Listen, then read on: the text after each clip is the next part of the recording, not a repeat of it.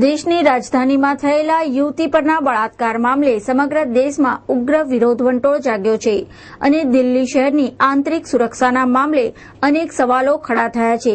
દિલ્હીમાં યુવતી પર થયેલા બળાત્કારના વિરોધમાં ઇન્દુ ગ્રુપ ઓફ કોલેજની વિદ્યાર્થીનીઓએ મીણબત્તી પ્રગટાવી સહાનુભૂતિ વ્યક્ત કરી આરોપીને આકરી સજા થવી જોઈએ એની માંગ દોહરાવી હતી અને દેશની રાજધાની ગણાતી દિલ્હી જેવા શહેરની સુરક્ષા સામે અનેક પ્રશ્નો ઉઠ્યા હતા।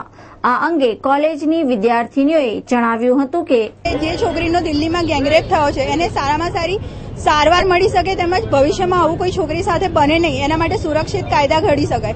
એના માટે સરકાર સારામાં સારા પગલાં ઉઠાવે એવો અમારો આશય છે। એના માટે જ અમે આક્રોશ રેલી કાઢી છે। છેલ્લે જ્યારે સારી થઈ જાય તો એને માનસિક રીતે એક સુરક્ષા મળી રહે કે આખું ભારત દેશ મારી સાથે હતું અને ભવિષ્યમાં આવું ક્યારે કોઈ છોકરી સાથે થાય નહીં। સરકાર જો સારા કાયદા કરશે અને કોઈ આરોપીને જો સખ્ત સજા મળશે ને તો બીજો ફરીવાર કરતા વિચારશે કે ના છોકરીઓ સાથે આવું ના જ થાય અને એમને એક સુરક્ષિત ભવિષ્ય મળી રહેશે।